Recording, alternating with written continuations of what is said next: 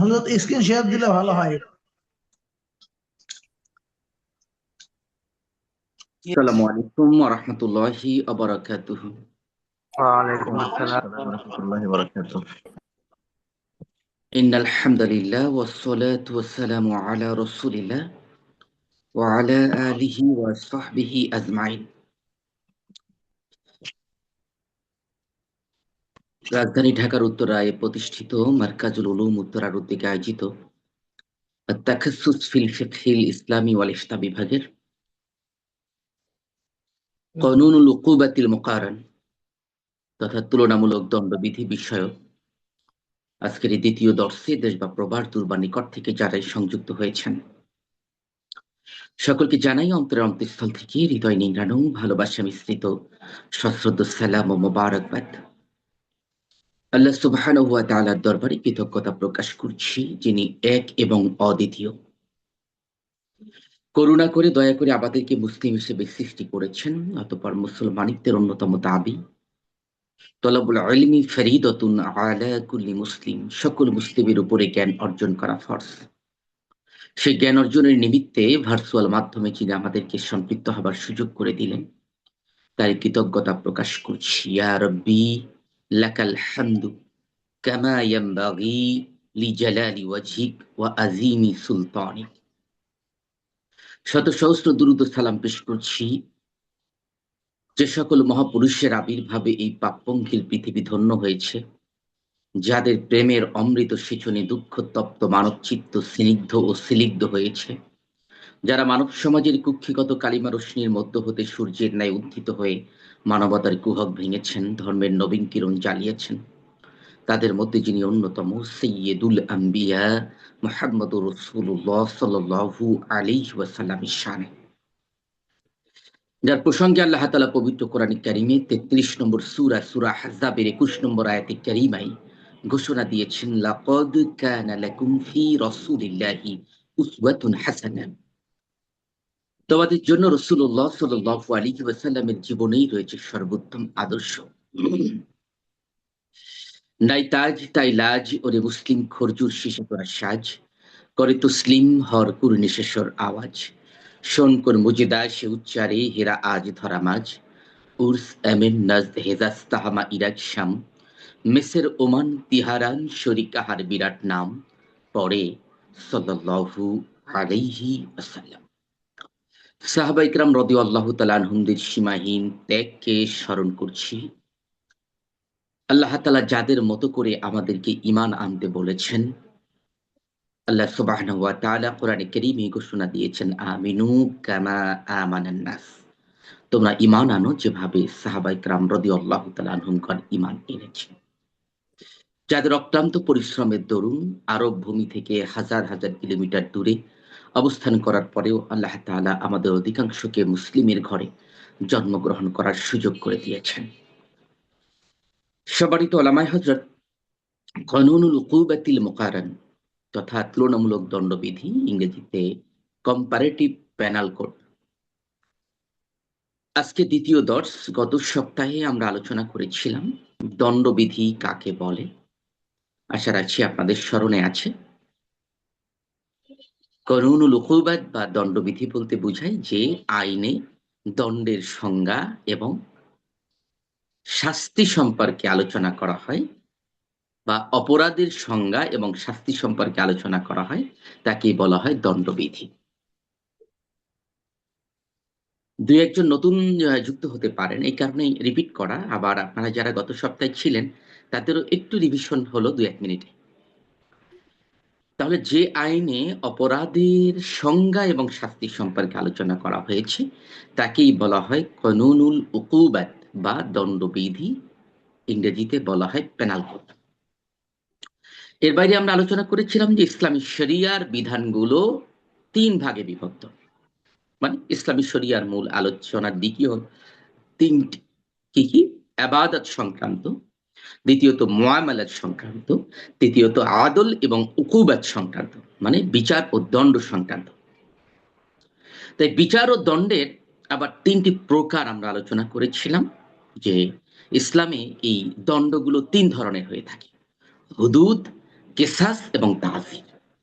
হুদুদ মানে পবিত্র কোরআন হাদিসে যে অপরাধের শাস্তি সম্পর্কে সুস্পষ্টভাবে বলা আছে তার নাম হলো হুদুদ, যেটা হদ এর জমা, বহুবচন।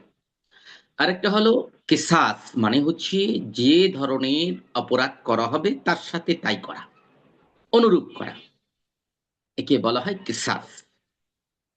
উদাহরণ স্মরণে আছে আশা করি: অঙ্গহানির পরিবর্তে অঙ্গহানি, হত্যার পরিবর্তে হত্যাল কতল বিল কতল। আর আরেকটি বিভাগ আমরা আলোচনা করেছিলাম, সেটি ছিল তাজির, মানে হলো ডিসক্রিশনারি পাওয়ার অফ জাজ, বিচারকের বিবেচনাধীন ক্ষমতা। যেই অপরাধের শাস্তি কোরআন ও হাদিসে বর্ণিত হয়নি, কিন্তু অপরাধটি নিষিদ্ধ করা হয়েছে, মানে কাজটি নিষিদ্ধ করা হয়েছে, হারাম করা হয়েছে, সেই অপরাধের শাস্তি যখন বিচারক কোরআন সুন্নাহের অন্যান্য শাস্তিগুলোর বিবেচনায় নিজেই প্রদান করে থাকেন, তাকেই বলা হয় তাজির। আশা রাখছি আপনাদের উদাহরণও খেয়াল আছে।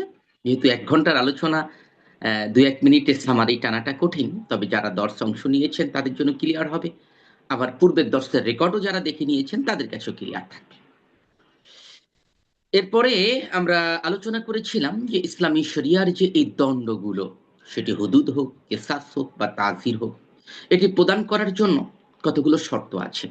সেক্ষেত্রে 6টি শর্ত আমরা আলোকপাত করেছিলাম। প্রথমত, এই দণ্ড প্রয়োগ করার জন্য 1 নম্বর শর্ত হলো শরঈ আদালত প্রতিষ্ঠিত হতে হবে, মানে রাষ্ট্রীয়ভাবে শরঈ আদালত প্রতিষ্ঠিত হতে হবে এবং ওই মামলা বিচারকের দ্বারস্থ হতে হবে। বিচারকের রায়ের ভিত্তিতে শাস্তি কার্যকর করা যাবে, অন্য কোনোভাবে এই দণ্ড প্রয়োগ করা যাবে। দ্বিতীয়ত, আমরা আলোচনা করেছিলাম যে নির্ধারিত যে সাক্ষ্য প্রমাণের দরকার হয়, সেই সাক্ষ্য প্রমাণ পরিপূর্ণ হতে হবে। তৃতীয়ত, আমরা আলোচনা করেছিলাম যে অপরাধ করেছে সে যেন সাবালেগ বা সাবালিকা হয়, পূর্ণবয়স্ক হয়। চতুর্থত, আমরা আলোচনা করেছিলাম সে যেন বুঝ সম্পন্ন, বিবেকবান হয়। পঞ্চমত, আলোচনা করেছিলাম যে ওই মুহূর্তে শাস্তি পাওয়ার জন্য সে উপযুক্ত হয়, মানে শারীরিকভাবে ফিটনেস যেন ঠিক থাকে, অথবা যদি জেনাকারিনী হয় তাহলে সে গর্ভবতী হয়েছে কিনা সে পর্যন্ত অপেক্ষা করা। যদি গর্ভবতী না হয় তাহলে শাস্তি প্রয়োগ করা যাবে। গর্ভবতী হলে বাচ্চার জন্ম পর্যন্ত অপেক্ষা করতে হবে, জন্মের পরেও 6 মাস পর্যন্ত অপেক্ষা করতে হবে, যতদিন পর্যন্ত বাচ্চা দুধের পাশাপাশি অন্যান্য খাবার খাওয়া শুরু না করছে। তারপরে ওই নারীর উপরে হদ জারি করা যাবে। 6 নম্বর শর্তটি আমরা আলোচনা করেছিলাম যে যখন কোনো অপরাধী নিজেই স্বেচ্ছায় সাক্ষ্য প্রদান করবে, ইংরেজিতে বলা হয় কনফিশন, মানে স্বীকারোক্তি। যখন নিজেই স্বীকারোক্তি প্রদান করবে তখন আদালতের দায়িত্ব থাকবে বিষয়টি খতিয়ে দেখা যে এটি কি রিমান্ডের নির্যাতনের কারণে করেছে, নাকি অন্য কাউকে বাঁচানোর জন্য করেছে, নাকি ভিন্ন কোনো চাপে পড়ে সে করলো। এই বিষয়টা তিনি নিশ্চিত হয়েই তার উপরে দণ্ড প্রয়োগ করবেন। তো এই পর্যন্ত আপনাদের কাছে ক্লিয়ার থাকার কথা। একজন বোধহয় বলছিলেন স্ক্রিন শেয়ার দিলে ভালো হয়। আসলে আমার মনে হয় বাংলা কিতাবের স্ক্রিন শেয়ার দেওয়া এটা দৃষ্টিকটুই মনে হবে আপনাদের কাছে। আরেকটা হলো আমার বলার ধরনটি যেমন, এর সাথে স্ক্রিন শেয়ার দিলে আপনাদের মুখস্থ হতে কষ্ট হবে। বরং আপনারা যদি খুব নিবিড়ভাবে খেয়াল করেন আর খাতা কলম রাখেন, পয়েন্টগুলো আপনারা একটু লিখে নেবেন, আপনাদের একেবারেই স্মৃতিতে থেকে যাবে। আর দ্বিতীয়বার পড়তে হবে বলে আমি মনে করি না। পরীক্ষার আগে একবার চোখ বুলাবেন, যথেষ্ট হবে। কারণ যেগুলো বলা হয় তা অনেক কিছু কেতাবে একটু কম থাকতে পারে, আবার কেতাবে বেশি আছে, আবার প্রয়োজনের খাতিরে আমি কম বলছি। আর এবারত স্ক্রিন শেয়ার দেওয়ার সুবিধাটা হচ্ছে যখন আরবি কেতাবের যখন লাইন প্রতিটা লাইন পড়ে যাওয়া হয় এবং যেটি এক্সপ্লেইন করার দরকার থাকে, তো যখন এক্সপ্লেইনটা ডিরেক্টলি আমি বাংলাতেই করছি, আশা করছি আপনাদের জন্য এইভাবে 10টাই সহজ হবে। হয়তো অনেকের কাছে আমার পূর্ব অভিজ্ঞতা বলে অনেকের কাছে তখন মনে হয় যে উস্তাদ বোধহয় আসলে এ ব্যাপারে জানেই না, ওই জন্য দেখে দেখে পড়ে। তা আরবি কিতাবের তো এটাকে ব্যাখ্যা করার জন্য দরকার হয়, বাংলায় দরকার হয় না। তা আশা করি আপনারা বুঝতে পারবেন। এরপরেও আমি নির্ধারিত বিষয়টা পিডিএফ দিয়ে রেখেছি আপনাদের আগে, সেখানে আছে। কেতাবও আপনারা অনেকে সংগ্রহ করেছেন, সেই কেতাবের সাথে মিলিয়ে নিলে হবে। আমরা আজকে কথা বলতেছি 12 নম্বর পৃষ্ঠা থেকে, নির্ধারিত কিতাবের 12 নম্বর পৃষ্ঠা থেকে। জি, এবার আসেন, আমরা এতক্ষণ যে আলোচনাগুলো করলাম এর মধ্য দিয়ে আমরা দেখতে পেলাম যে ইসলামী শরিয়াতে কি কি ধরনের দণ্ড বা শাস্তি আছে, মানে সে হুদুদ কেসাসের মধ্যে দিয়ে কি কি ধরনের শাস্তি আমরা দেখতে পাই। তাজিরের তো কোনো ক্লাসিফিকেশন করা খুব কঠিন। এটি সর্বোচ্চ চূড়ান্ত মৃত্যুদণ্ডও হতে পারে কারো। দুইটা ক্ষেত্রে তাজিরে মৃত্যুদণ্ড দেওয়া যায়। তার মধ্যে একটা হলো, যদি কেউ অমুসলিম দেশের প্রতিনিধিত্ব করে মুসলিম দেশে এবং মুসলমানদের বিরুদ্ধে গোয়েন্দাগিরি করে অমুসলিমদের কাছে সংবাদ পৌঁছে দেয়, মানে অমুসলিমদের পক্ষে যদি কেউ গোয়েন্দাগিরি করে তাহলে তাকে মৃত্যুদণ্ড দেওয়া যেতে পারে। আরেকটি হলো, যদি কেউ ঘোষণা দিয়ে বেদাত চালু করে বারংবার, আবারও বলছি, ঘোষণা দিয়ে বারংবার কোনো বেদাতকে যদি কেউ চালু করে তাকেও মৃত্যুদণ্ড দেওয়া যেতে পারে। তাহলে তাজিরেরও মৃত্যুদণ্ড হতে পারে, তাজিরেও। এর বাইরে মৃত্যুদণ্ড যদি হতে পারে তাহলে এর বাইরে অন্যান্য যে কোনো ধরনের শাস্তি তাজিরের ক্ষেত্রে হতে পারে। অটোমান সাম্রাজ্য অর্থাৎ উসমানিয়া খেলাফত যাকে বলা হয়, ওই সময়কার একজন বিচারককে তলব করা হলো, বাদশা তলব করলেন। যখন সুলাইমান বিচারক ছিলেন, তিনি তলব করে বললেন যে আপনি তো আমাদের রাষ্ট্রের বিচারকের দায়িত্ব পালন করছেন, তা একজন জনৈক বিচারককে, তা কিন্তু ইতিপূর্বে আপনার পিতাও আমাদের এই রাষ্ট্রের বিচারকের দায়িত্ব পালন করেছিলেন। যেহেতু অটোমান প্রায় 350 বছর অটোমান সাম্রাজ্য চালু ছিল, তা কিন্তু আপনার বিরুদ্ধে একটা অভিযোগ এসেছে আমাদের কাছে।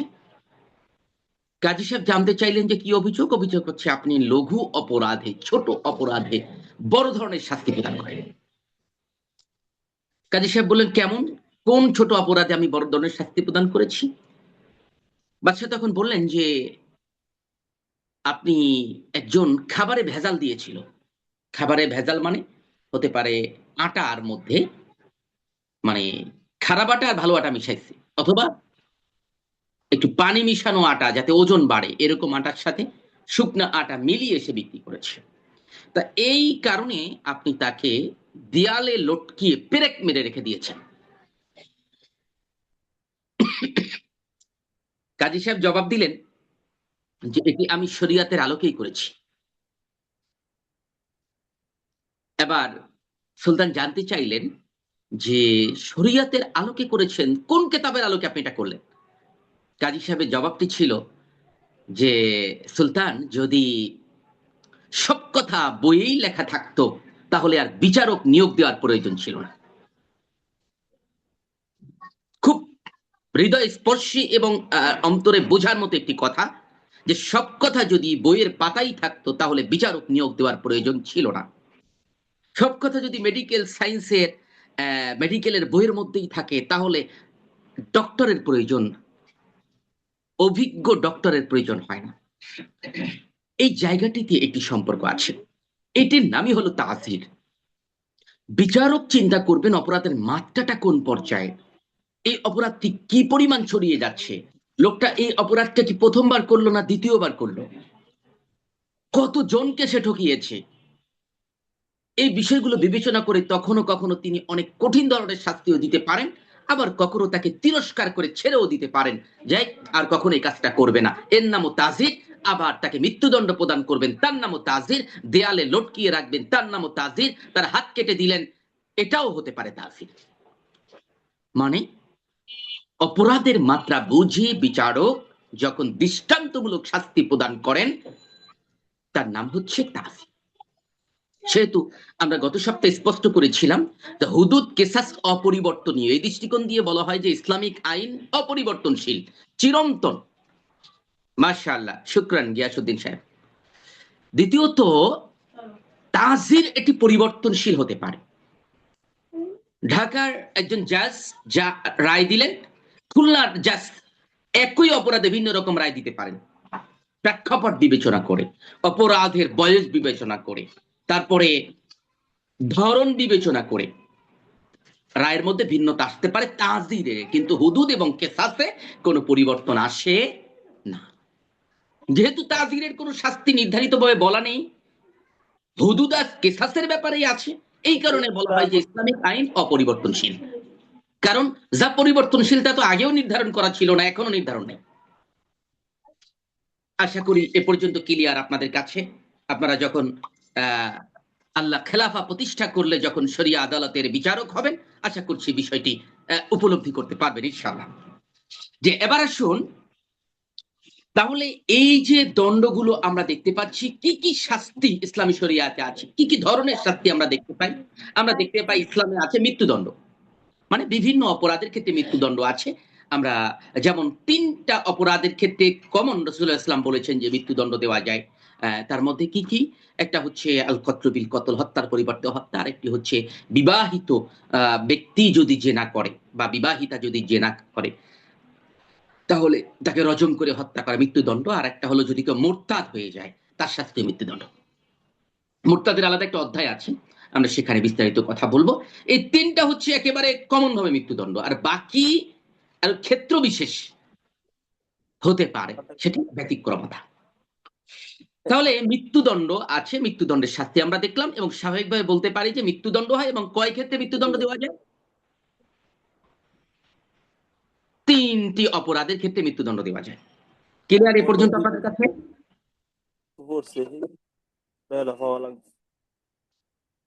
মাইক অন রেখে অন্য কথা বলবেন না, যদি আমার সাথে কথা থাকে তাহলে বলবেন, আর যদি কিছু আমাদেরকে শোনাতে চান তখন একটু ভালোভাবে আনুষ্ঠানিকভাবে শোনাবেন, আমরা উপকৃত হব ইনশাআল্লাহ।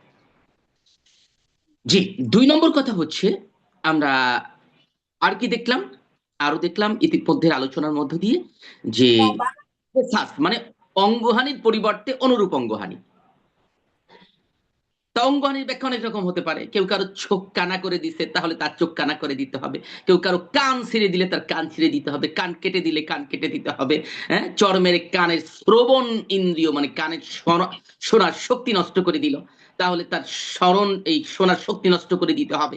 কেউ কারো মানে কি বলে জখম করে দিয়েছে, তাকে জখম করে দিতে হবে। কেউ কারো আঙুল কেটে নিল, তার আঙুল কেটে দিতে হবে। এটার প্রকার বহু রকম হতে পারে। তাহলে আমরা দ্বিতীয়ত বলতে পারি অঙ্গহানির পরিবর্তে অনুরূপ অঙ্গহানি, এর নাম হলো কেসাস। তৃতীয়ত আমরা আরেক রকম আরো শাস্তি দেখলাম যে কি আছে, চুরির শাস্তি হচ্ছে তার হাত কেটে দেওয়া।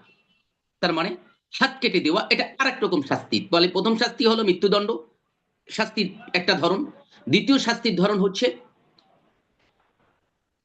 অঙ্গহানির পরিবর্তে অনুরূপ অঙ্গহানি।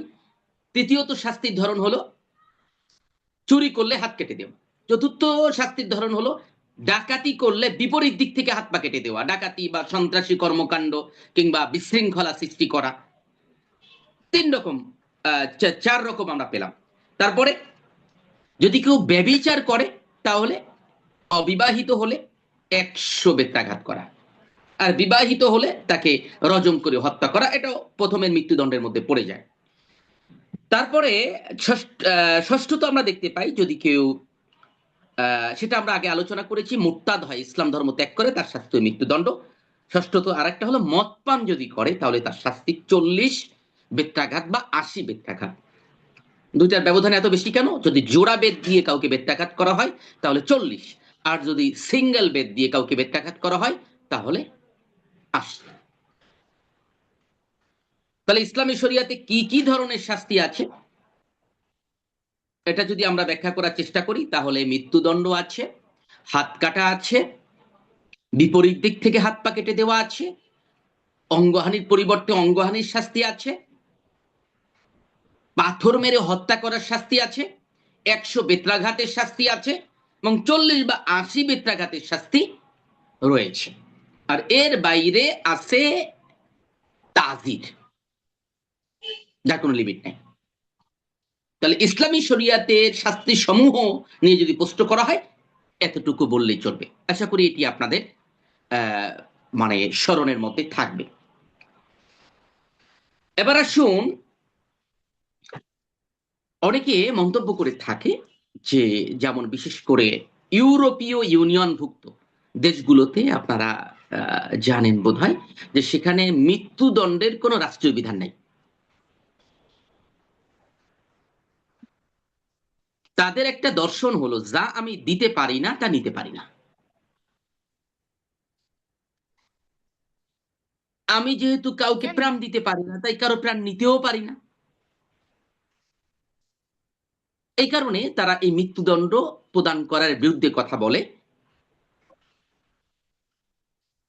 উত্তর হচ্ছে যে আমি যাকে দিতে পারি না তার নিতে পারি না, ভালো কথা, শুনতে ভালো, কিন্তু তাকে বাঁচিয়ে রাখার মধ্য দিয়ে সে আগে তাকে যদি এই হত্যার কারণে বা এরম ভয়ঙ্কর অপরাধের কারণে তাকে কতল করা হতো, তাহলে একজন মানুষ মারা যেত আর তার অপকর্ম থেকে অসংখ্য মানুষ বেঁচে যেত।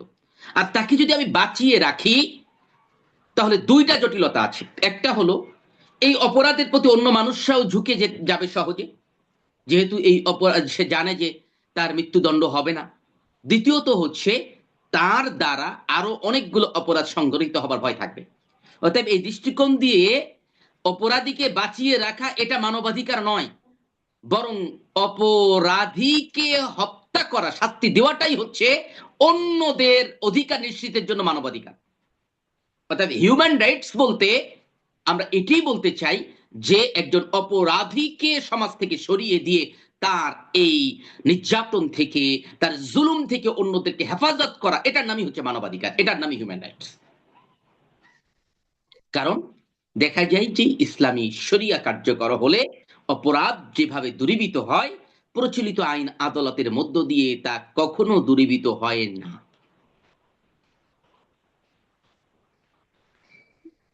আসুন, আমাদের নির্ধারিত কিতাবে এরপরে অনেকগুলো আলোচনা করা আছে, বেশ কিছু পয়েন্ট আলোচনা করা আছে যা এই সমালোচকদের বিভিন্ন প্রশ্ন, সেগুলোর উত্তর হিসেবে বেশ কিছু আলোচনা আমি উপস্থাপন করেছি এবং এর উপরে আরেকটা পর্যালোচনাও রয়েছে। আমরা মূল কথাগুলোই আলোচনা করার চেষ্টা করব,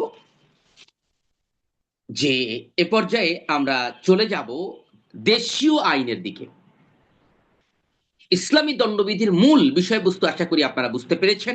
এর বাইরে কিছু পর্যালোচনা আছে যে ইসলামী দণ্ডবিধির গুরুত্ব কেন, বিভিন্ন কঠোর ধরনের শাস্তি কেন ইসলামী শরিয়াত দিয়েছে, হ্যাঁ, প্রচলিত আইনের মধ্যে দিয়ে কি ফলাফল হয়, বিভিন্ন বক্তব্য এবং বেশ কিছু রেফারেন্স আছে এখানে। এমনকি বেশ কিছু জরিপও উল্লেখ করা আছে আমাদের নির্ধারিত বইয়ে, যে পিডিএফ দেওয়া আছে সেখানেও আছে। এবার আসুন, প্রচলিত দেশীয় দণ্ডবিধিতে অপরাধের স্বরূপটা কি আমরা একটু দেখার চেষ্টা করি। মানে আমাদের দেশে যে আইন আছে, এক্সিস্টিং যে ল আছে, সেই লতে কি আছে। আমাদের দেশে এই দণ্ড সংক্রান্ত যে আইনগুলো আছে তার মধ্যে একটা হলো দণ্ডবিধি 1860, মানে 1860, দণ্ডবিধি 1860। দণ্ডবিধি মনে রাখলেই আপনাদের খেয়াল থাকার কথা, দণ্ডবিধি মানে যে আইনে অপরাধের সংজ্ঞা এবং শাস্তি সম্পর্কে বলা আছে। তার মানে দণ্ডবিধি 1860-এ বিভিন্ন অপরাধের সংজ্ঞা দেওয়া আছে এবং তার শাস্তি সম্পর্কে বলা আছে।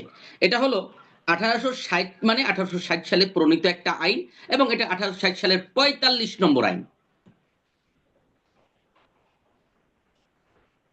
এই দণ্ডবিধিতে 511টা ধারা আছে।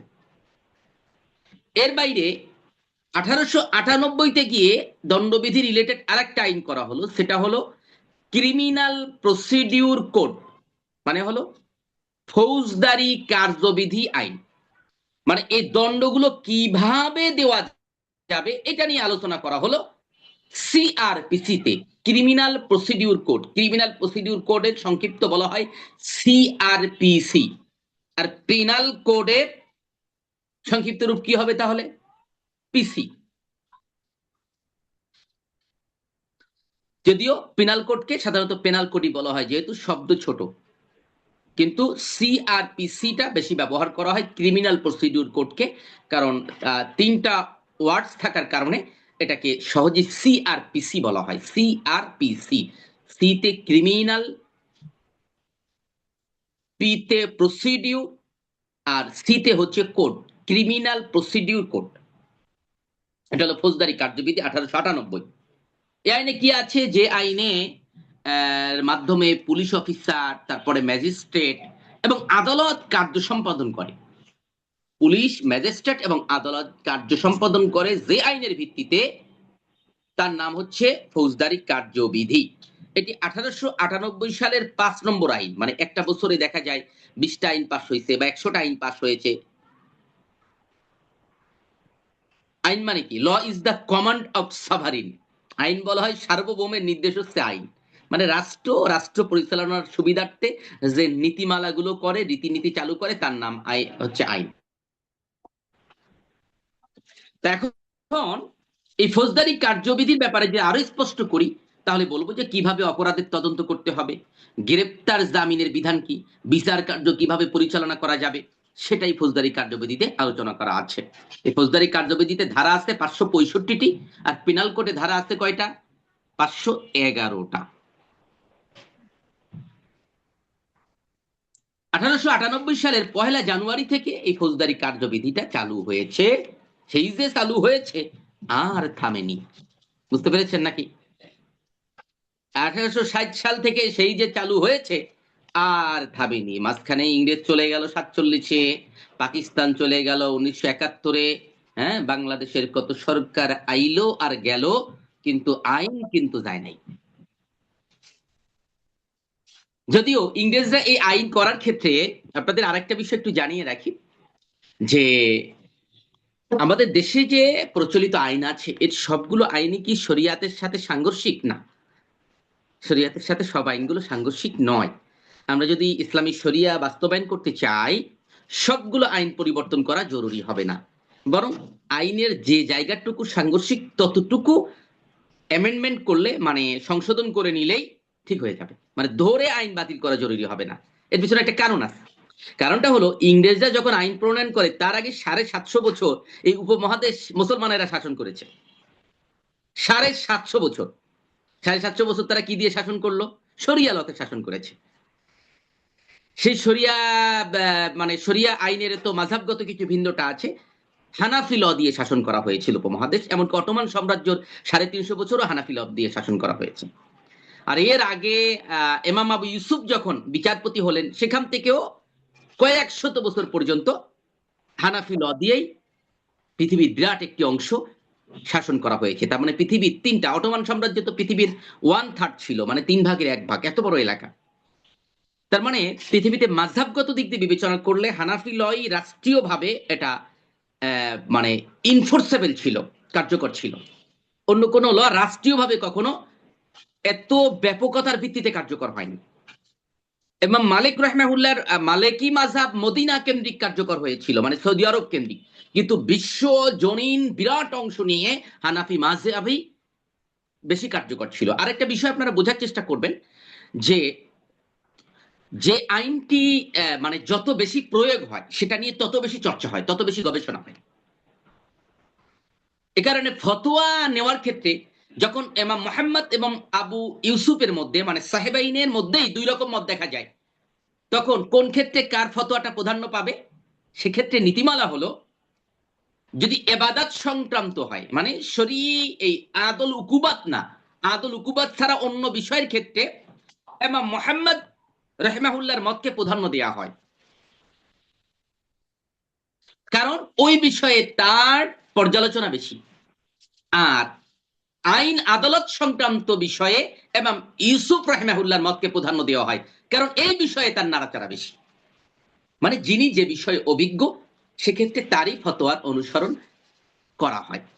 তো এবার আসুন, ইংরেজরা যখন এখানে আসলো, আসা মাত্র 1860 গিয়ে আইন করলো, আসলো তো 1757 সালে।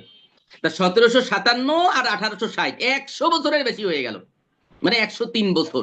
এই পর্যন্ত তারা রাষ্ট্র চালাইলো কি দিয়ে? এই সময় প্রথমত যা ছিল তা দিয়েও চালিয়েছে।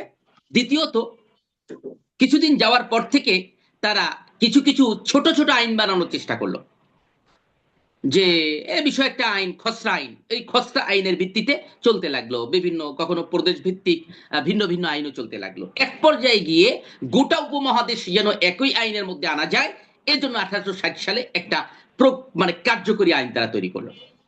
এখন এই তৈরি করার আগে তারা মুসলমানদের যে আইন আছে এটাকে তারা সংগ্রহ করার চেষ্টা করেছিল। এক ইংরেজ কে দায়িত্ব দিল যে সে এটাকে সংগ্রহ করলো, যে কি আইন দিয়ে এই এখানে মুসলমানেরা চালাইছে 750 বছর। সেটাকে তারা একত্রিত করে একটা বই লিখলো, তার নাম দিয়েছিল হেদায়া। আমরা কওমি মাদ্রাসায় যে হেদায়া কিতাব পড়াই সেটা না, তারা যে হেদায়া কিতাবটা দিয়েছিল সেটা হলো যে আইন দিয়ে আমরা দেশ চালাইতাম, সেটাকে মিলিত করলো। ওইটাকে সামনে রেখে তারা এই আইনগুলো বানালো। এই আইনের মধ্যে কি কি পরিবর্তন আনলো? পরিবর্তন আনলো যে আইনগুলো তারা নিজেদের জন্য বিপজ্জনক মনে করেছে, যে এর মধ্যে নিজেরা ধরা পড়ে যেতে পারি, সেই আইনগুলো তারা সহজ করে ফেললো। আর যেগুলো মনে করছে যে না এটা ঝামেলা নাই, সেই আইনগুলো থেকে গেল। এই কারণে প্রচলিত আইনের মধ্যে একটা বেশ একটা অংশ আছে যা শরিয়াতের সাথে মিল, সামঞ্জস্যশীল।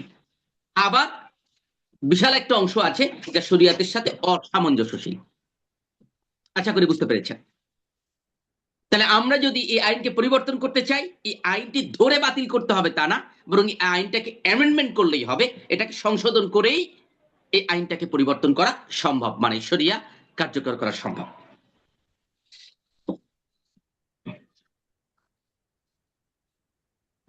বোধহয় তো কয় মাস, 3-4 মাস আগের কথা, বাংলাদেশে একজন বিখ্যাত ডিস্ট্রিক্ট জাজ ছিলেন। শুধু ডিস্ট্রিক্ট জাজ নয়, বরং বাংলাদেশের জাজদের যে অ্যাসোসিয়েশন আছে সেই অ্যাসোসিয়েশনের তিনি এক সময়কার সেক্রেটারি ছিলেন। এবং তার নামের সাথে মিলিয়ে বাংলাদেশে একটা বিখ্যাত মামলা আছে, সেপারেশন অফ পাওয়ারের মামলা, মানে বিচার বিভাগ আর নির্বাহী বিভাগ আলাদা করার যে মামলাটি হয়েছিল 1999 সালে, মাজদার হোসেন মামলা বলা হয়। আপনারা গুগলে সার্চ করে দেখবেন মাজদার হোসেন মামলা। মাজদার হোসেন মামলা মানে বিচারকের নাম হলো মাজদার হোসেন। তা তিনি বর্তমান আইন কমিশনেরও মেম্বার। তা তিনি ইসলামের ব্যাপারে যথেষ্ট পড়াশোনাও করেন, বিশেষ করে ইসলামী শরিয়ার ব্যাপারে তার ভালো পড়াশোনা আছে, আমার এমনটা মনে হয়েছে। তা তিনি একটা মাধ্যম দিয়ে যেভাবে মানে চাইলেন আর কি আমার সাথে বসার ব্যাপারে। কেন? যে বাংলাদেশে যদি কখনো এরকম পর্যায়ে দাঁড়ায়, সেই সময় যেন এই শরিয়া আইনগুলো কার্যকর করা যায়। সেই জন্য একজন লয়ারের মধ্য দিয়ে ওনার সাথে যোগাযোগ হলো যে স্যার একটু বসতে চান আপনার সাথে। সংসদ ভবনের সামনেই তার বর্তমান অফিস, তাই সেখানে গেলাম। তা বেশ কিছু ব্যাপার ওনার কাছে একটু ব্যতিক্রম ভাবে জানতে পারলাম, যা আপনাদেরও হয়তো কোনোদিন কাজ দিতে পারে। তার মধ্যে একটা হচ্ছে যে বর্তমান আইন কমিশনে তিনি প্রস্তাব রেখেছিলেন যে যেহেতু সরকার নতুন আইন নিয়ে কাজ করছে, তা এখানে প্রচলিত আইনের পাশাপাশি শরিয়া আইনটাও পাশে থাক, এমন একটা প্রস্তাব দিয়েছিলেন। তা আইন কমিশনের যিনি চেয়ারম্যান তিনি এটাকে নাকচ করে দিয়ে বলেছেন যে যদি বাংলাদেশে ইসলামপন্থীরা ক্ষমতায় আছে ওই সময় আপনি এই আইন চালায়েন, এর আগে এই আইন আপনাকে আমি করতে দেব না। তা পরবর্তীতে উনি চিন্তা করলেন, যে কারণে উনি আমার সাথে বসেছিলেন, একটা প্রেক্ষাপট বললাম, যে উনি চাচ্ছেন যে এখনই শরী আইন, মানে আমরা যখন যে 750 বছর উপমহাদেশ শাসন করা হয়েছে, অটোমানের শাসন হয়েছে, এই জায়গায় যে আইনগুলোর আলোকে চালানো হলো, আমরা তো মূল আইন নিয়ে কথা বলছি, কিন্তু অসংখ্য শাখা প্রশাখার আইন দরকার হয়, পৌর আইনের দরকার হয়, হ্যাঁ, তারপরে গ্রাম্য আইনের দরকার হয়, সালিশ আইনের দরকার হয়। মানে এই সময় যত যে প্র্যাকটিস গুলো ছিল এইগুলোকে একটু মিলিয়ে এবং দেশীয় আইনের সাথে শরিয়া আইনের কোথায় কোথায় সাংঘর্ষিকতা আছে সেটাকে ফাইন্ড আউট করে উনি চাচ্ছেন একটা গ্রন্থবদ্ধ করতে, যাতে উনি না থাকলেও কখনো যদি এদেশে সে পরিবেশ তৈরি হয় তখন যেন অন্যরা এসে শরিয়া কার্যকর করতে পারে। নচেত এদেশে কোনো ইসলামপন্থী সরকার ক্ষমতায় গেলেও 5 বছরের মধ্যেও তাদের জন্য কঠিন শরিয়া কার্যকর করা।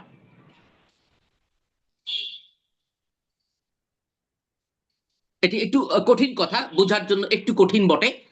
হয়তো সময় কোনোদিন পেলে আরো বিস্তারিত বিষয়ে কথা বলা যাবে। কারণ আইনের জগৎ যদি দেখেন, উকিল সাহেবের চেম্বারে গেলে দেখবেন যে ওরে বই আর বই, সব বইয়ের মধ্যে বিভিন্ন আইন নিয়ে বলা আছে।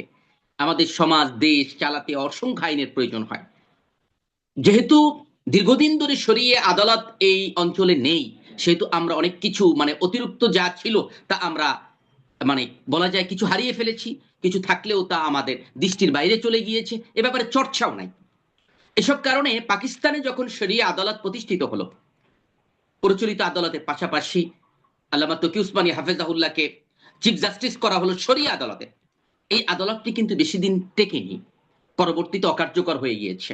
এখন কিন্তু পাকিস্তানে শরিয়া আদালত কার্যকর নেই। কেন বাদ হলো? এর পিছনে অন্যতম একটি কারণ হলো যে ওই শরিয়াই আদালত পরিচালনার দক্ষতা সম্পন্ন জনবলের অভাব। মানে সুপ্রিম কোর্টে দিলেন ভালো কথা, এখন নিম্ন আদালতে তো জজ দিতে হবে। তো কি উসমানী তো পাকিস্তানে দুইজন নাই। কথাটা বুঝতে পেরেছেন মনে হয়। পাকিস্তানে দুইজন কেন, পৃথিবীতেও দুইজন নেই বললেও খুব একটা ভুল হবে না। তাহলে যে কারণে তার মতো ব্যক্তি থাকার পরেও সে আদালত চলেনি, কারণ ওই আদালতে তকি উসমানীর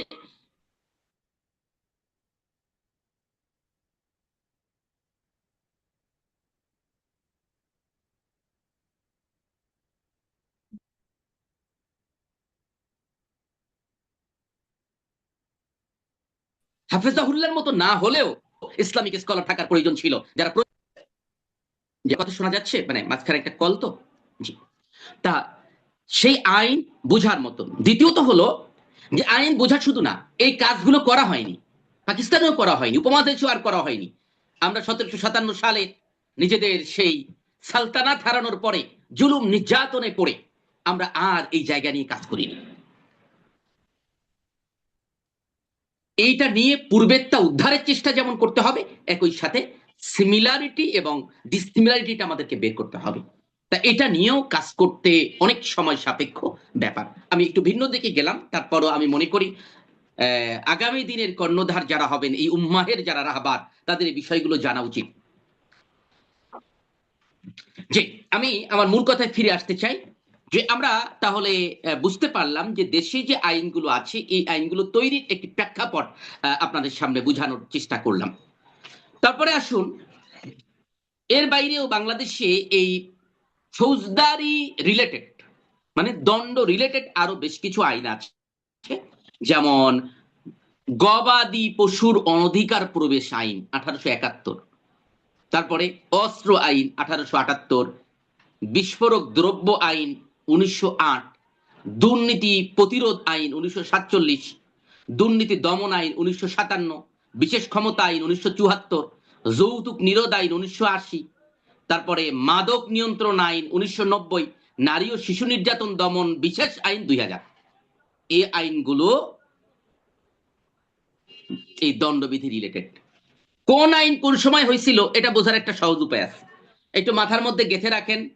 1757 পর্যন্ত যে আইনগুলো, এগুলো ইংরেজ আমলে করা। 1757 মানে 1757 থেকে দুঃখিত 1757 থেকে 1947 পর্যন্ত যে আইনগুলো, এগুলো ইংরেজ আমলে করা। 1947 থেকে 1970 পর্যন্ত বা 71 পর্যন্ত যে আইন, এগুলো পাকিস্তান আমলে করা। আর 1972 থেকে এ পর্যন্ত যদি কোনো আইনের সাল দেখেন, আইনের পাশে সাল লেখা থাকে, বুঝবেন সেটা বাংলাদেশ আমলে করা। অতএব যে আইন বলা হয় সাথে সাথে আইনের দেখবেন সাল লেখা থাকে বইয়ে, তখনই আপনি ধরে নিতে পারবেন যে এটা কাদের করা, একবারে বুঝে ফেলতে পারবেন যেটা ইংরেজ আমলে করা না পাকিস্তানদের করা, পাকিস্তান আমলে করা নাকি বাংলাদেশের সময় করা। তা দণ্ডবিধি এই 1860 হচ্ছে বিভিন্ন ধরনের অপরাধ বা শাস্তি সংক্রান্ত প্রাচীনতম এবং প্রধান আইন সংকলন। বাকি যেগুলো বললাম এগুলো প্রধান না, কিন্তু 1860 হচ্ছে প্রধান আইন সংকলন। তবে রাষ্ট্রের প্রধান আইন কোনটা? একটা রাষ্ট্রের প্রধান আইন কোনটা? রাষ্ট্রের প্রধান আইন বলা হয় সংবিধানকে।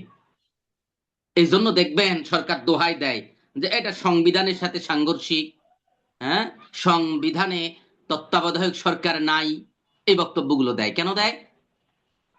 কারণ সংবিধান সবকিছুর উপরে প্রাধান্য পায়। কিন্তু সংবিধানে তো প্রত্যেকটা বিষয় রীতিনীতি এত ক্লিয়ার করা না। সংবিধানে ফান্ডামেন্টাল রাইটস নিয়ে কথা আছে, 18টা মৌলিক অধিকার নিয়ে কথা আছে, rights of association, rights of memorandum মানে দল করার অধিকার, তারপরে রাইটস অফ স্পিচ বক্তব্য দেওয়ার অধিকার, রাইটস অফ প্রপার্টি সম্পদের অধিকার, এভাবে 18টা মৌলিক অধিকারের কথা সংবিধানে আছে। আমরা তো এমনি মৌলিক অধিকার বলতে বুঝি যে খাদ্য, বস্ত্র, বাসস্থান, শিক্ষা ও চিকিৎসা, কিন্তু সংবিধানে 18টার কথা আছে।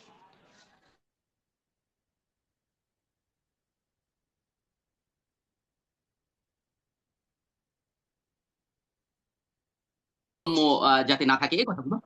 এখন কথা হচ্ছে যে এই দণ্ডবিধি 1860 এটা বিভিন্ন ধরনের অপরাধ ও শাস্তি সংক্রান্ত প্রাচীনতম এবং প্রধান আইন। এই বিধির আওতাভুক্ত অপরাধ সমূহ হচ্ছে রাষ্ট্রবিরোধী অপরাধ, তারপরে সেনা ও নৌ বিমান বাহিনী সম্পর্কিত সরকারি কর্মকর্তা, চারীদের দ্বারা সংগঠিত অথবা তাদের সঙ্গে সম্পর্কিত অপরাধ, নির্বাচন সংক্রান্ত অপরাধ, সরকারি কর্মকর্তা কর্মচারীদের আইনগত কর্তৃত্বের অবমাননাজনিত অপরাধ, মিথ্যা সাক্ষ্যদান, সর্বজনীন সুবিচার বিরোধী অপরাধ, মুদ্রা ও সরকারি ডাক টিকিট সংক্রান্ত অপরাধ। মানে আপনারা বোধহয় এটা পড়ার মধ্যে গর্ভপাত সংরক্ষণ, অপহরণ, ধর্ষণ, ডাকাতি, বিবাহ, জীবন নাশক, ফৌজদারি, মানে এরকম বহু বিষয় আলোচনা করা আছে। এবার বোধহয় একটু বুঝতে পারতেছেন যে এই জায়গা নিয়ে কিন্তু আমাদের কাছে কাজ করা নাই। মানে শরিয়াতের ইসলামের দৃষ্টিতে এই সেনা অফিসার যদি এই করে সেক্ষেত্রে আমি কি শাস্তি দেব, হ্যাঁ, নির্বাচনে যদি কেউ কারচুপি করে তাহলে শাস্তি কি দেব, এগুলো কিন্তু প্রশ্ন হয়ে দাঁড়াবে আমরা যখন শরিয়া আদালতের প্রশ্নে যাব। তখন হয় আমার এই আইনগুলো মেনে নিতে হবে, বলতে হবে প্রচলিত আইনেই চালাইব, নচেত আমাকে বলতে হবে না, এর পরিবর্তে আমার একটা আইন বানানো আছে, এই আইন দিয়ে চালাবো। তাহলে ওই কথা বলার আগে আইন আগে বানাতে হবে, নচেত কিন্তু প্রচলিত আইন ছাড়া উপায় থাকিবে না। এই বিষয়গুলো বুঝলে আপনারা রাজনীতিটাও ভালো বুঝবেন, রাজনৈতিক দলের ভাষাও সহজে বুঝবেন এবং তাদের ব্যাপারে তখন গঠনমূলক সমালোচনা করতে পারবেন। এবং মুফতি সাহেবদের জানা উচিত, কারণ মুফতি সাহেবদের থেকে সতর্ক কেউ সমাজে হবে না, তারা তো সব বিষয়ে সমাধান দিবে। সুতরাং রাষ্ট্রের এই জটিলতা নিয়েও আপনাদের সমাধান দিতে গেলে রাষ্ট্রীয় যন্ত্র সম্পর্কে কমপ্লিট একটা ধারণা থাকতে হবে, এক্সিকিউটিভ বডি, লেজিসলেটিভ বডি, প্রত্যেকটা বিষয়ে ধারণা থাকতে হবে। এবার আসুন, আর অনেক কথা আছে, বইতে একটু দেখে নেবেন, এই মানে কি কি ধরনের আলোচনা আছে এটা নিয়ে 2 পৃষ্ঠা ধরে আলোচনা করা আছে, যে শুধু পিনাল কোডের মধ্যে কি কি আলোচনা। এবার আসুন প্রচলিত আইনে দণ্ডসমূহ নিয়ে কথা বলা যাক, আমাদের হাতে সময় বেশি নেই, মাগরিবের কাছাকাছি। প্রচলিত আইনে কি কি ধরনের শাস্তি আছে? আমরা তো শরিয়া আইনে দেখলাম যে মৃত্যুদণ্ড আছে, তারপরে অঙ্গহানির পরিবর্তে অঙ্গহানি আছে, যেগুলো দেখলাম। প্রচলিত আইনে কি কি দণ্ড আছে? প্রচলিত আইনে কি কি দণ্ড আছে এটা পাওয়া যাবে দণ্ডবিধি 1860-এর 53 নম্বর ধারায়। দণ্ডবিধি 1860-এর 53 নম্বর ধারায় 5 রকম দণ্ডের কথা বলা হয়েছে। কয় রকম? 5 রকম। তাহলে দেশীয় আইনে কয় রকম শাস্তি দেওয়া যায়? 5 রকম শাস্তি দেওয়া যায়।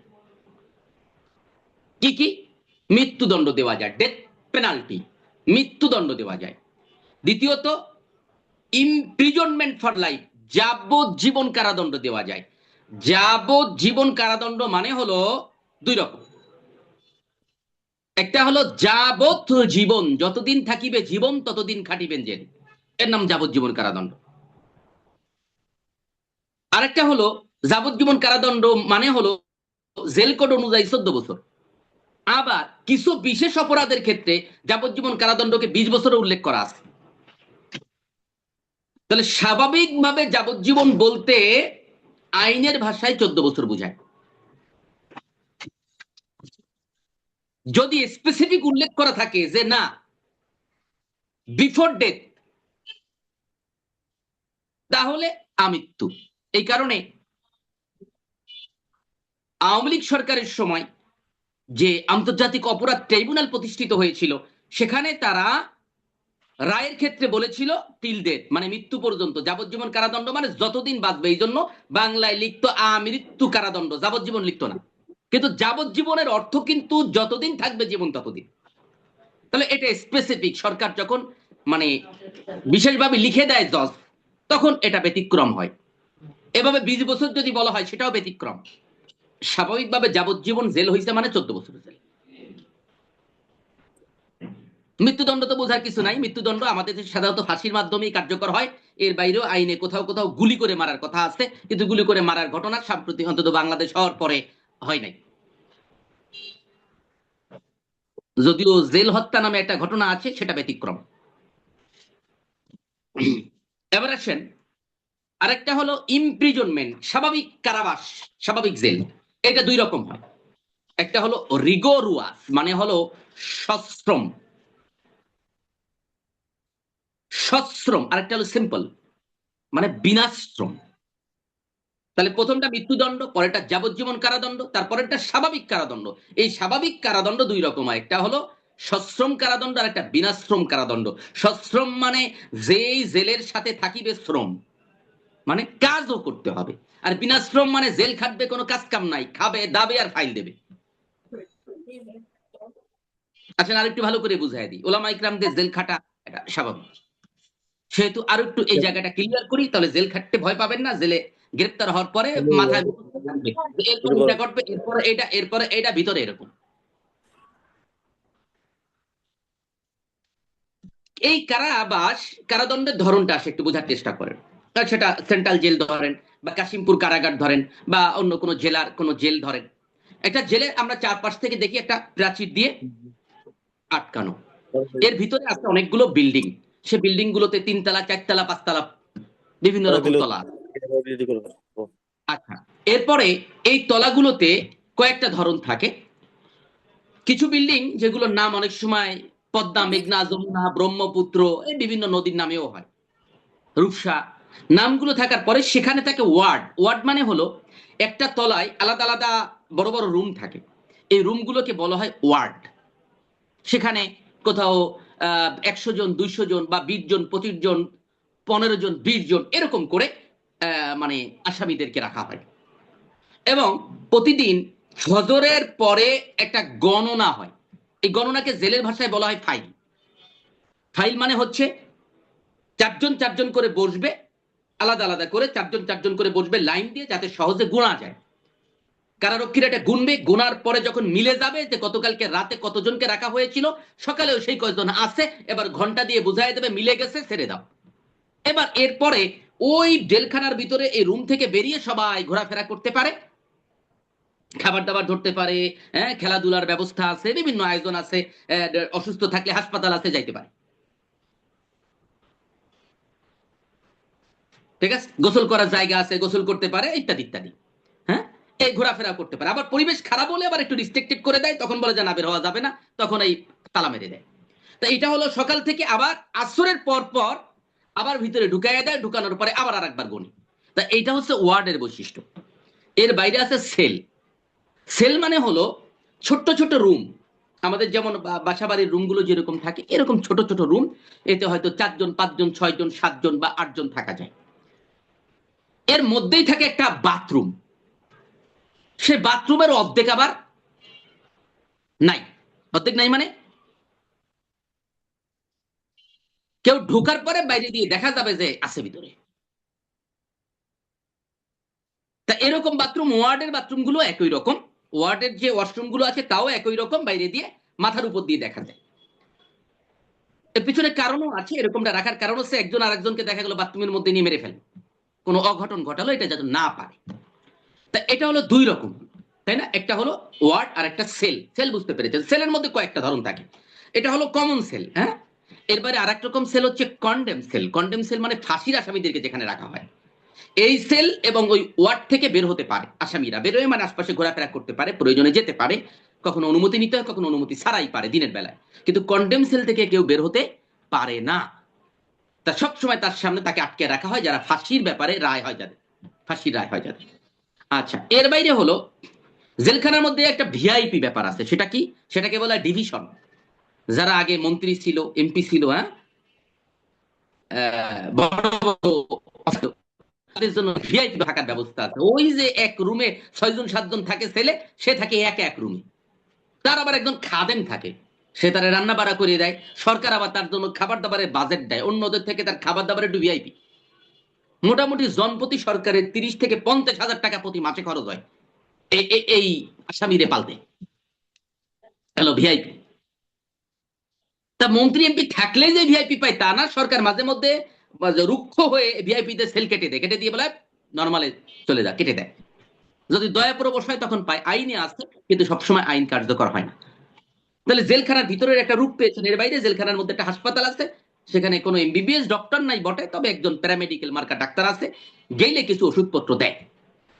এই হলো পরিস্থিতি। বেশি খারাপ অবস্থা হইলে জেলখানার বাইরে দিয়ে সরকারি হাসপাতালে পাঠানো হয়, ডান্ডা বেরি পড়ায়। তাহলে একটা রূপ আপনারা মোটামুটি বুঝতে পেরেছেন জেলখানা। এখন এই জেলখানা হলো, এই জেল হলো, কারাবাস হচ্ছে দুই রকম, একটা সশ্রম, বিনাশ্রম। তাহলে বিনাশ্রমটা হলো এই ফাইল দেবে, খাবে দাবে, ভালো। আর একটা হলো সশ্রম, জেল খাটবে, একই সাথে ওর দায়িত্ব পড়ছে চুল কাটার, কারো দায়িত্ব পড়বে বাথরুম পরিষ্কার করার, কারো দায়িত্ব পড়বে হিসাব রক্ষা করার, হুজুর মানুষ দায়িত্ব পড়বে মাদ্রাসায় পড়ানোর। হ্যাঁ, হতে পারে, ভাগ্য ভালো থাকলে পাইতে পারে। আচ্ছা, দ্বিতীয়টা হলো যে কারো দায়িত্ব থাকবে রান্না করার। এই যে দায়িত্ব, কারো দায়িত্ব থাকবে সবজি চাষ করার, এর নাম হচ্ছে সশ্রম। এই কাজগুলো যারা করে তারা আবার কিছু ইনকামও করতে পারে সশ্রমের সাথে যারা রিলেটেড, যে চুল কিছু ফ্রি কাটতে হয়, আবার মাঝে মধ্যে চুল কেটে হাদিয়াও গোপনে নেয়, এই জন্য মাঝে মধ্যে জেল খেটেও বাসায় হাদিয়া পাঠায়, এরকম কিছু দাগি অপরাধী পাওয়া যায়। আশা করি জেলের একটি রূপ আপনারা পেয়েছেন।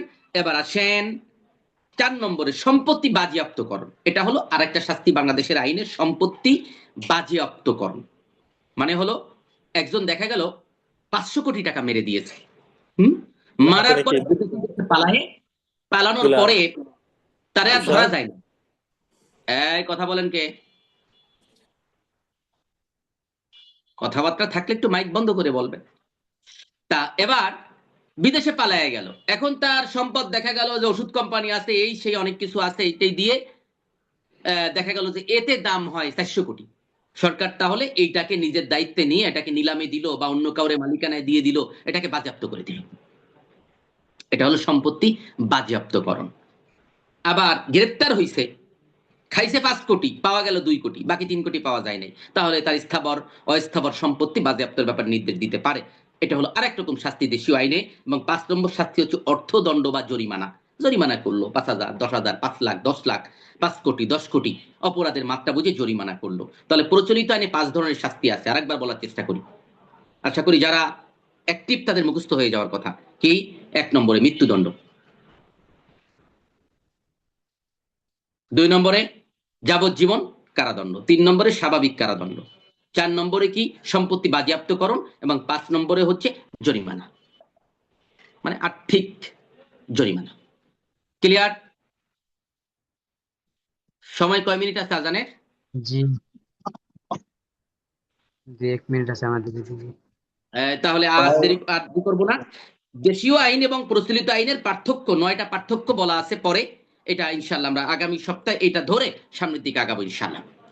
আর যদি আমি ভুলে যাই তাহলে একটু আমাকে মনে করায় দিবেন, কারণ পরীক্ষায় এটা প্রশ্ন থাকে, দেশীয় আইন এবং প্রচলিত আইনের মধ্যে পার্থক্য, এবং এটা জানাও জরুরি। আমরা মানে এতক্ষণ যে আলোচনা করলাম, দুইটার মধ্যে একটা পার্থক্য করার চেষ্টা করবো আমরা। আর পিডিএফ দেওয়া হয়েছে, আপনারা চাইলে আগাম একটু দেখে রাখবেন ইনশাআল্লাহ। জি, আর সময় নিতে চাই না। যা আলোচনা করলাম তার মধ্যে কারো কোনো প্রশ্ন থাকলে বলতে পারেন। মোহতারাম, আলোচনার ভিতর সব বুঝছি আলহামদুলিল্লাহ। ওই যে প্রতিদিন আলোচনার শুরুতে যে কাব্য বা রাসূল সাল্লাল্লাহু আলাইহি ওয়াসাল্লামের শানে যে ইয়েটা পড়েন, আমাদের কাছে তো আপনার এটা আছে, এটার কোথায় আছে তাহলে? না, এই ভালো। কবিতাটা ওইটা না, আমি যেটা বলি সেটা কাজী নজরুলের কবিতা। ও আচ্ছা আচ্ছা, আমি ভাবছি আপনার এখানে আছে নি কোনো, তাহলে ওটা ভালো তো লাগে। টোটালি রসুল ইসলামের উপরে, এখানে তো 800 লাইনের মতো প্রায় কবিতা আছে, রসুল ইসলামের জীবনী একেবারে জন্মের আগ থেকে কিয়ামত পর্যন্ত। এটা তো ধারাবাহিক, সূচিপত্রটাও কাব্যিক, দেখেছেন মনে হয়। এই বইয়ের অনেকটা কি পরীক্ষা হবে? হ্যাঁ, ওখান থেকে কয়েকটা প্রশ্ন, 2টা বা 3টা মৌখিক পরীক্ষার প্রশ্ন থাকবে। আমি শেষ দিকে একটা সাজেশন দিয়ে দেবো, তখন বুঝতে পারবেন প্রশ্নটা কোথা দিয়ে হবে। মানে দাওয়াতের বইটা, কাব্যের বই থেকে একটা সাজেশন দেবো, সাজেশনের উপরে ক্লাস নেব। আর এইটা তো ধারাবাহিকভাবে পড়িয়ে যাচ্ছি, যেহেতু এটা মূল পাঠ। ইনশাআল্লাহ। স্যার, আমার একটা প্রশ্ন। প্রশ্নটা হচ্ছে যে বর্তমানে যে এখানে একটা দলের আমির বলেছেন যে যে প্রচলিত আইনে দেশ চালাবে, ইসলামী দল ইসলামী শাসন ব্যবস্থা এখন প্রতিষ্ঠা করতো না। এখন এদের হুকুম কি নাকি ইকামতে দিনের অন্তর্ভুক্ত হয়ে ইন্নামাল আমালু বিন্নিয়াত অনুযায়ী কি তারা কি সওয়াবের অংশীদার হবে কিনা? দেখুন, এটা একটা অতি তিক্ত সত্য কথা যে স্বাভাবিক এই যে গণতান্ত্রিক প্রক্রিয়ার মধ্য দিয়ে পৃথিবীর কোন দেশে শরিয়া কার্যকর হওয়ার মতো নজির নাই, পৃথিবীতে কখনোই হয় নাই।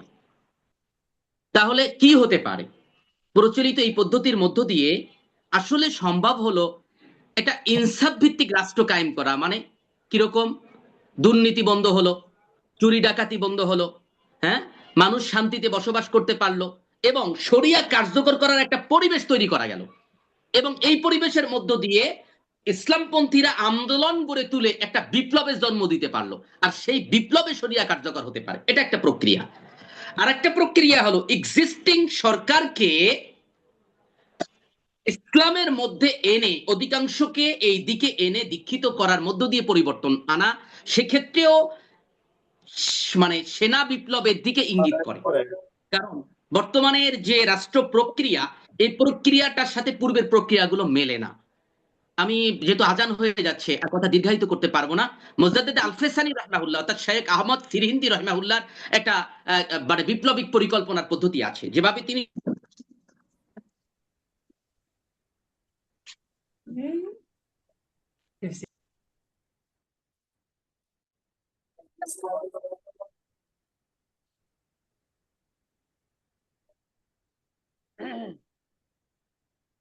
সম্রাট জাহাঙ্গীরকে তিনি কনভার্ট করেছিলেন। তা জাহাঙ্গীরটা খুবই এটা আমরা ভিন্ন সময় পেলে আলোচনা করব। এটা আমরা তুরস্ককে সামনে আনতে পারি, মিশরকে সামনে আনতে পারি, যেখানে ইসলামপন্থীরা ক্ষমতায় যাওয়ার পরেও ইসলামী শরিয়া কার্যকর করতে পারে নাই এবং মিশরের উপরে যে বিপর্যয় নেমেছে সেটা আমরা জানি। আর কে পেরেছে? আফগানিস্তান পেরেছে। আফগানিস্তান তো এই প্রক্রিয়ায় ক্ষমতায় যায়নি। এটা আমরা আজকে তো আর সময় নিতে পারছি না, যদি অন্য কোনো সময় ইনশাআল্লাহ আর বিস্তারিত আলোচনা করলে বিষয়টা ক্লিয়ার হবে। আজকে অর্ধ বুঝেও বিপদ, আবার একটু জটিলতা তৈরি হতে পারে। আমি নির্দিষ্ট কোনো ব্যক্তি নিয়ে কথা বলতে চাই না, এজ এ ওলামায়ে কেরাম হিসেবে আপনারা সব ইসলামী দলেরই অভিভাবক। সেই অভিভাবকের জায়গা দিয়ে আমাদের একটা ক্লিয়ার গাইডলাইন থাকা দরকার এবং মানে একটু ক্লিয়ার ধারণা থাকা উচিত। মানে এগুলো তো তারা দিন কায়েমের জন্য করতেছে, তাহলে কি তারা সওয়াব পাবে কিনা, মানে নেকি পাবে কিনা এই ময়দান থেকে? এখন যেহেতু প্রথমেই তারা না করে দিল, যখন অনেক কিছু কিছু বিষয় নিয়াতের সাথে সম্পর্কিত আছে, যদি নিয়াতের কোনো নেগেটিভ দিক না থাকে, নিয়াত যদি পরিশুদ্ধ থাকে এবং কখনো কখনো বাতিলের বুঝতে না দিয়ে টার্গেট খিলাফের উদ্দেশ্য থাকে, তাহলে কিছু কিছু ক্ষেত্রে ব্যতিক্রমতা আছে। শরীর মাসালাগত দিক দিয়ে কিছু ব্যতিক্রমতা আছে। আমরা অন্য কোনো সময় কথা বলবো ইনশাআল্লাহ। আসসালামু আলাইকুম। যাকে পর্যন্ত জাযাকুমুল্লাহ। জাযাকুমুল্লাহ। আসসালামু আলাইকুম ওয়া রাহমাতুল্লাহি ওয়া বারাকাতুহু।